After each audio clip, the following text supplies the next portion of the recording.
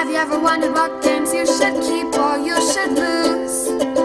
Find out here at Purge Reviews. Milkman was a Kickstarter game that I saw, and I thought the Kickstarter program looked really, really good. It's got that 1950s motif that you're doing and you're delivering the milk to the doors. I don't know why, just something about the arc and the look of the feel of the game and the way that it was kind of presented, it really, really was appealing to me. This is one of those games I knew it was going to be lighter, but I was going to be excited about. And I wasn't initially disappointed when I first saw the game. The components look great. Everything looks very, very good. A lot of care has been taken into the production of this game. The look, the feel, the components, fantastic as can be. The rule set is very simple, although it can be a little confusing. We had a couple questions that we weren't exactly sure what we were doing. When you go back and read it, I guess it's there. But it wasn't super duper clear on what you were doing, and I would have liked a little bit better organization of the rule book.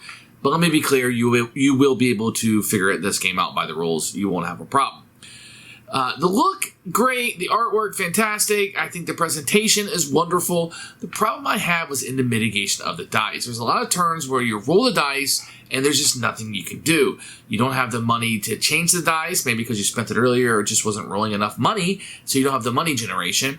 And then you're just kind of stuck in a situation where there's nothing I can do again this turn. And again this turn. I can do something a little small this turn. But it's not strong enough to keep me engaged when it's not my turn. And so you have the white dice that you can never re-roll. Okay. And you're kind of stuck with whatever you get unless you pay to change it, which isn't clear in the rule book. It's not clear that you can change them. It just says you can't re-roll them. So we were playing it that you could pay to change those, and that kind of worked out well. The black dice you can re-roll, and you have those every turn, but it's kind of like a Yahtzee-style re-roll. And quite frankly, I mean, in the game, when you're producing things, it has to be done in a certain order. The cows produce the milk, then you bottle it, and then you sell it, and then you deliver it. So there's a thing. So if you get a bunch of deliveries, you got nothing to do. And if you get those re-rolls and you happen to roll deliveries or producing the milk and you never get the cow, you're out of luck. So it's not even like half of the dice are useful, like half of the sides, 3 out of the 6 sides of the die are useful. At certain points, only one of them is useful. Like, I need the cow. I need to produce this milk. I'm never going to get the thing going. So that kind of was frustrating in a way. I also feel, this is just my feelings, this is not set in stone, rolling money early in the game is going to help you win. If you can get that engine built up, like say you roll, I just make something up, 6 dice, all money, I've got a huge advantage of just producing things, being able to manipulate the dice, whereas if I rolled 0 of the 6 money, I really can't do a whole lot. And so I feel like that's the strategy, like get the milk, get the money early on, and then you can start producing the milk and kind of go through if the dice. Now, if the dice are rolling in your favor and you can manipulate them to get what you want without using cash, you can use that cash to upgrade, and therefore you're going to be even stronger. Whew. There are some decisions to be made, mitigating dice, how am I going to spend my money? That's all very interesting.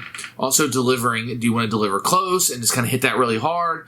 Or do you want to maybe go for the bigger points at the end and kind of hit that? There is a variant, which I think might be better than a base game, where you flip the player boards over and you get a little bit more victory points going. That might be a little bit better because the way to deliver the contracts to score points and that's it is very difficult because if you don't get set up in that little chain that you need to have, which is just a random dice roll, you're going to be screwed over.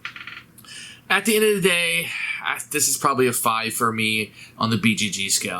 I want to like it. The production is nice. It's fun enough. You just can't take it very seriously because you're going to get hosed by the dice at some point and have no way to mitigate them. On top of that, the game is so stringent in the order that you have to do things. It's not even like, well, this is a subpar move. No, you will have no move that turn. And that's boring and frustrating in itself. So it's a game that did not really hit for me. I want to like it, but unfortunately, Milkman is going to be a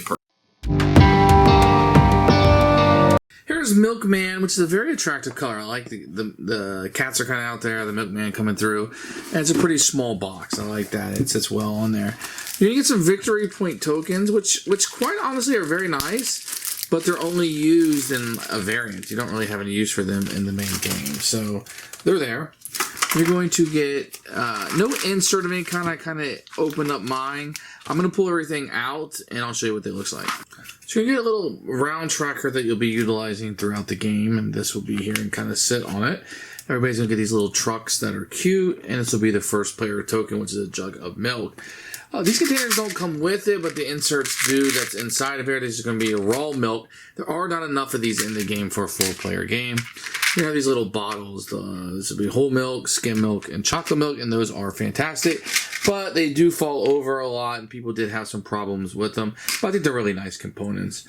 This will be little cardboard silos that will sit on your board. You're going to have some custom dice, white and black. You have little cows with spots on them. These are like cow meeples. Really cute. And money is going to be little cardboard chits that we've seen before. The boards themselves will be double-sided. This will be the base one. You can see with the money down here. It'll also say A right over here. If you open over their side, there's a variant over here where you have victory points and a little bit better scoring, if you will, throughout the games. Everybody will get one of these. Components are very, very nice. The only real problem I had was the scarcity of these. There weren't enough of these in 4-player games. We were routinely running out of those. And then the bottles. Some people I played with had a problem when they were just falling down all the time. I didn't really have that much of a problem with them, but those people online also did. Everything else is pretty good, pretty intuitive, and the game just looks fantastic. I like the cards, these little small cards that look good. You can easily see what you're trying to get here. They could have spread that out a little bit instead of hiding it in the back there a little bit. But the victory points on the side, little houses are all cute. So great job on the components. So here's what the rule book looks like. You can see farming and delivery handbook. It kind of looks like something you would get like if you've got a job there. You're going to have a picture of all the components listed and set up with, shows you a picture of it and it has numbers, etc., how to get through that. You have your gameplay review. This is what I did not like about the game. First of all, it doesn't tell me if the components are scarce or not. So once again, we're running out of these throughout the game all the time. Are they scarce? Can somebody hoard these? It never really was put in here. And that was an issue for us. And I could not find an answer online. And nobody has, to this date, 2 or 3 days later, they have not posted on BGG whether they're scarce or not. You kind of go through a turn. I wish there was like more of an explanation of a turn, but you kind of go through this and it tells you how to mitigate it, and then the list of the actions. This action part is really good. You see there's examples with pictures that can be helpful when you're going through it, how to buy your upgrades, etc. Game in. Now there are some good variants. Now, I'll focus on this really fast. Some variants. I do like the scoring variants. I probably would move to that pretty quickly. And then you have some expansions that are in here, like the events and the goals and stuff like that. And you can kind of just, I think the goals are kind of needed. The achievements, I don't really like random events that much, or mileage may vary, but these two, especially the goals, I would get those into the game pretty quickly. And a great turn example here at the end with pictures and arrows showcasing how things are going. And then some notes and reminders and a quick reference on the back. Great job on the rulebook. Really the only question I couldn't really figure out is whether the components are scarce or not. Okay, set up the game. Everybody's going to have $3. You're going to have 2 cows. Somebody will be the first player. You're going to put your truck here. You're going to put out 4 random orders, and you have your turn track. Based on where you're playing 4, 3, or 2 players will be how long the game will last. The first player will roll 2 black dice and 4 white dice. Everybody else will have only their 2 black dice. On your turn, you will roll the dice, and this will be what you have. If you have the white dice, they cannot be re-rolled. The only way you can re-roll those is by spending 2 dice to re-roll 1, or $4, and you can just change it to whatever that you want, or whatever size you want. On these dice, you can play Yahtzee, so you have 2 re-rolls. If you get a spilled milk or broken bottle, you have to keep that, but the other one you can keep rolling. Now, let me tell you what the sides do. If you get the money, that's simply going to be used to get you $3. You simply will take the $3, put it into your supply. If you were to roll a cow, then each of your cows will produce 1 raw milk. So in this case, I have 2 cows. I will produce 2 raw milk. If I had 3 cows, because it's progressing the game a little bit, then I would have produced 3. And those would go in my silos. And you're stuck with 2 silos at the beginning of the game. They can hold up to 4 each for a total of 8.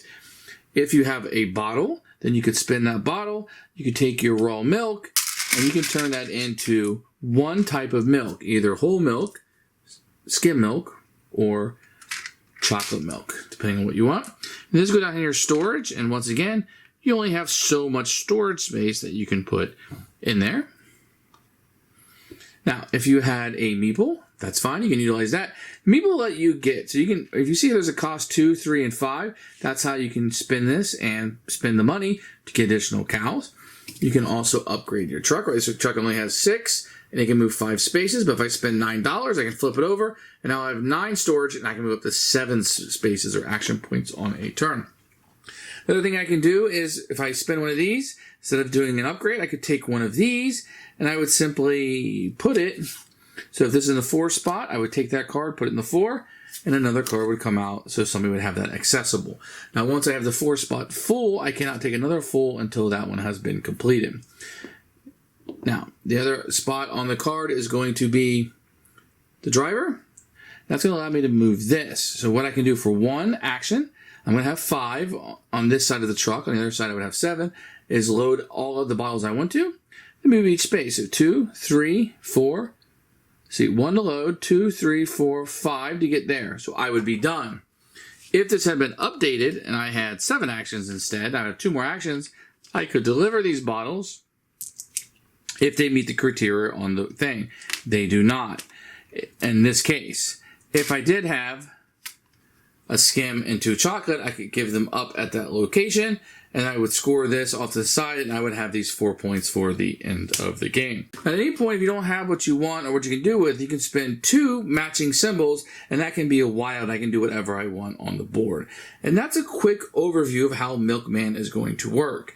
Now, in a round, everybody's going to get to be the white dice one. So once everybody's done the white dice, it will move down to the next one, and so on until you hit the number of players, and then the game will end. You'll score up how many cards that you have with victory points, how many orders you fulfilled, and then you would be the winner of the game if you have the most victory points. Who